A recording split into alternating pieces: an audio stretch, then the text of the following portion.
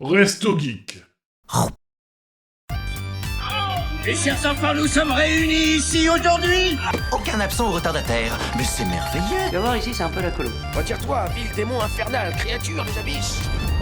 Après... Tarte à la rhubarbe de monde d'incroyables séries. Tardis, pour faire court. On va passer sur une autre comédie qui est sortie au début du mois, fin du mois dernier. Putain, arrête de faire le cri de Munch. Et continue sur le côté. Putain, ça va. En plus, c'était un gros plan, c'est horrible. Désolé des colis, hein, si tu vois ça. Ouais, en plus, t'as là. Désolé des viewers. Je fais ça pour Bien. les Tu mettront le replay. On passe sur le Marsupilami, du coup. Comédie et aventure française faite inspirée de la célèbre bande dessinée d'André Franquin qui est Le Marsupilami. Perdu, Spirou et Fantasio. Avant de devenir Marsupilami, j'ai d'ailleurs sous la main un exemplaire où il y a le Marsupilami dans Spirou et Fantasio. Arrête de bouger, c'est flou. Voilà. Le Marsupilami qui est ici, qui est sur le doigt là, qui est ici, qui est plutôt très mec d'ailleurs, hein. Et qui est d'abord dans Spirou, et son éditeur va finir par le convaincre au bout de quelques années quand même, hein, de faire le Marsupilami en bande dessinée. Et je crois que d'ailleurs il délègue ça à un jeune auteur de mémoire. Hein. Je n'ai pas été revérifié depuis. J'avais lu ça il y a un moment, mais c'est peut-être juste pour le dessin en haut, je ne sais plus, mais il me semble qu'il y a un truc comme ça. Bien, Philippe Lachaud reprend, a fait un nouveau film sur le Marsupilami après le succès qu'avait eu celui de Chabat.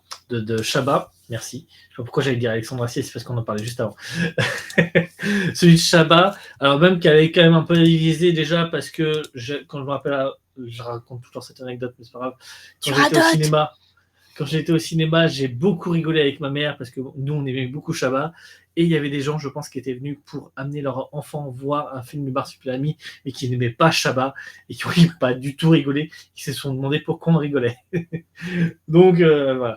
Mais bon, l'humour de Chabat n'est plus approuvé. Je pense que beaucoup de gens adorent son humour. Et beaucoup de gens connaissent, par exemple, La Cité de la Peur. La merde. Quand je suis content, je vomis. Le film, globalement, ce qui se passe, c'est que un employé incarné par Philippe Lachaud se retrouve embarqué malgré lui dans une croisière avec un colis mystérieux qu'il ne doit pas ouvrir. Manque de bol, ça finit par être ouvert. C'est un adorable bébé Marsupilami et ils sont du coup sur une croisière avec ce Marsupilami en train d'essayer de ne pas se faire choper. Et il ne faut pas le montrer au fils, mais finalement il le montre à toute la famille, tout le monde commence à jouer avec, et en fait il va falloir s'en séparer pour le donner à son patron. Pendant ce temps-là, on a un douanier sur le bateau qui est en plein tournage d'une émission spéciale sur les douaniers, qui s'y croit à fond. Imaginez Alban Ivanov dans toute sa splendeur. Voilà. Et c'est vraiment ça. Les douaniers d'extrême. C'est exactement ça. Qui du coup va essayer de le capturer. Et plus les méchants qui ont capturé à la base le Marsu qui vont essayer de doubler la personne. Bref. Et voilà. Tu oublies Jamel, hein. Et j'oublie, oui, j'allais y venir en fait avec le casting, okay. Mais oui. Effectivement, donc le casting, on a la bande à Fifi comme d'habitude, donc Philippe Lachaud, Tarek Boudali, Elodie Fontin, Julien Arrouti. Et Julien Arrouti joue un débile, vraiment, qui vraiment, on peut pas dire autre chose que débile. À partir du moment où on l'appelle en mode combien il y a dans la valise RTL, ou je sais plus, on lui dit c'est quoi ta radio préférée? C'est RTL, c'est quoi ta radio préférée? Nostalgie. T'es con, quoi. C'était très drôle. Bref. Et du coup, il va donner la réplique à Jamel Debbouze, qui reprend son rôle du film de Chabat, de Pablito Camarón, avec les mêmes vêtements, etc. Mais ce n'est pas une suite. Déjà parce qu'il me semble que dans le premier, comprend plus ou moins qu'il est un peu orphelin comme les enfants qui le récupèrent, et que là, il a un père qui est Didier Bourdon, parce que oui, il y a un gros casting, il y a Didier Bourdon, il y a aussi Gérard Jugnot, et il y a aussi Jean Reno qui joue le méchant. C'est lui qui demande... Il est trop bien. il joue très... De toute façon, c'est Jean Reno. Hein. Jean Reno qui joue très mal, franchement, c'est qu'il y a eu un gros problème sur le film. Hein, et que le film, c'est un nanar. Hein. Franchement, faut... il y a Boutère aussi, de mémoire. On voit. Oui. Pardon, j'ai la chaîne en tête. Boudère qui joue un super chanteur. Bref, il est incroyable encore une fois. Bref, on a beaucoup ri. Le duo de Jamel Julien Arruti est vraiment incroyable. Il se passe bien la balle entre les deux. Il y a vraiment... Le duo marche vraiment beaucoup, très très bien. Du foot Franchement, ils auraient pu. Hein. Si tu considères le marsupilami comme une balle, Ouais, peut-être. c'est ça. Ça peut se transformer en balle, donc oui, pourquoi pas. Non, franchement, on a beaucoup ri. Sur le scénario, je suis un peu plus mitigé. Je trouve qu'il était un peu moins original que d'autres scénarios qu'ont pu faire la bande à Fifi. Il n'y a pas eu de grosses surprises. Sur les gars, il y a eu des grosses surprises. Mais sur le scénario, globalement, on sentait où ça allait et où ça allait arriver. Je trouve aussi pas très logique que le bébé se fasse enlever et que le papa fasse rien. Normalement, dans une aventure, le marsupilami, le bébé se fait enlever, le marsupilami y va. Il reste pas dans son nid à attendre. Généralement, c'est comme ça que ça se passe. Donc, je m'attendais à voir peut-être le papa aller à l'aventure, mais je pense que peut-être question de moyens aussi, il n'y a peut-être pas autant de moyens qu'un Shabbat. Ils ont pas pu aller vers là, ou alors ils voulaient tout simplement pas aller vers là. Mais du coup, on voit surtout que le petit et un petit peu le papa, la maman à la fin, avec 2 bébés d'ailleurs. Il me semble qu'il est où le bébé noir? Je crois qu'on l'a pas vu. On voit aucun des enfants Non. marchus. Ouais. On n'allait quand même pas mettre un noir devant l'écran. Oh putain. Non, on voit pas d'autres enfants marchus que. Il me semblait celui qu'on du voyait- Et j'aurais préféré aussi qu'on ait une introduction de Bacalive ou du Jaguar, qui sont des personnages récurrents, de Marsupilami. Mais enfin, bon. L'histoire, j'étais un peu moins fan. Mais globalement, j'ai quand même beaucoup ri, donc ça excuse l'histoire pour moi. Largement. Un truc qui était très très mignon, c'est qui donnait un côté... Enfin, je sais pas quel côté, vous allez juger vous-même. Un côté un peu ancien, mais un bon côté. C'est que le Marsupilami, du coup, était un animatronics. Comme un Gremlins. C'est ce que j'allais dire. Pardon. Mais du coup, sinon, comme, je sais plus qui avait fait ça aussi. Mais surtout, comme les Gremlins, oui. Five Nights at Freddy. J'avais un autre vieil exemple aussi, mais... Mais eux, ils font peur. Oui. Mais oui, exactement comme les Gremlins. Oui, bah, les Gremlins, ils font mignons et après, ils font peur.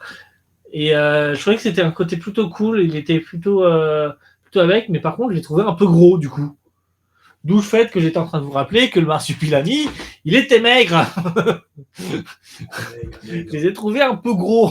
C'est un bébé qui mange bien à la cantine, ok? Bah, un bébé qui vient de naître quand même. Hein. Mais tu sais pas comment c'était à l'intérieur de stuff, ok? Bah, pour le coup, on voit les Marsupilami. Je crois que c'est dans le premier d'ailleurs qu'on voit les petits naître. Parce que ce qui s'appelle le nid du Marsupilami, la première bande dessinée. Mais voilà. Donc il y a des petits trucs comme ça qui, en tant que fan, peuvent un peu gêner. Mais globalement, on s'est beaucoup marré. Nighty, je pense que tu es d'accord. Oui. Énormément de refs à la pop culture aussi. Énormément de Dont refs à la pop E.T.. culture.